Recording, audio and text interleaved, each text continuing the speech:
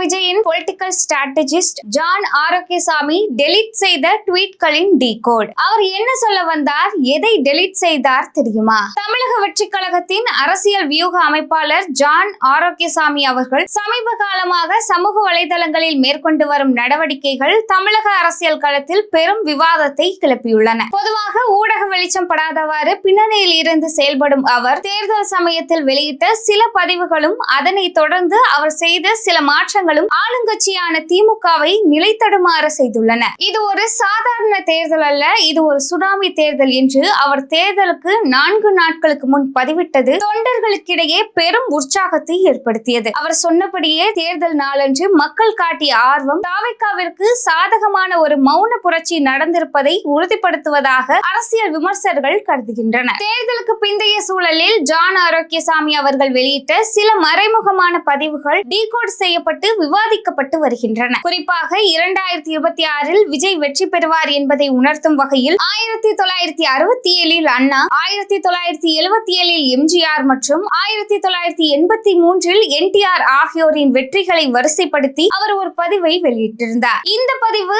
நேரடியாக இல்லாமல் முதல் எழுத்துக்களை மட்டுமே கொண்டு அமைக்கப்பட்டிருந்தது. அதாவது 1967இல் ஏ, 1977இல் எம் மற்றும் 1983இல் என் என குறிப்பிட்டிருந்தது. தேவையற்ற விவாதங்களை தவிர்த்து தொண்டர்களை சரியான இலக்கை நோக்கி சிந்திக்க வைக்கும் ஒரு உத்தியாக பார்க்கப்படுகிறது. இத்தகைய பதிவுகள் மூலம் தாவேகாவிற்கு எதிராக சில ஊடகங்கள் கட்டமைக்கும் பொய் பிரச்சாரங்களை அவர் மிக எளிதாக முறியடித்து வருகிறார். ஜான் ஆரோக்கியசாமி அவர்கள் ஒரு பதிவை இட்டு அதனை சிறிது நேரத்திலேயே நீக்குவது என்பது தற்செயலானது அல்ல. அது ஒரு திட்டமிடப்பட்ட அரசியல் நகர்வு என்று கூறப்படுகிறது. ஒரு பாசிட்டிவான செய்தியை பதிவிட்டு அதனை நீக்கும் போது எதிர்த்தரப்பினர் ஏன் நீக்கினார் என்ற விவாதத்தை தொடங்குவார்கள். இதன் மூலம் அந்த செய்தி இன்னும் வேகமாக பரவும் என்பது அவரது கணக்காக இருக்கிறது.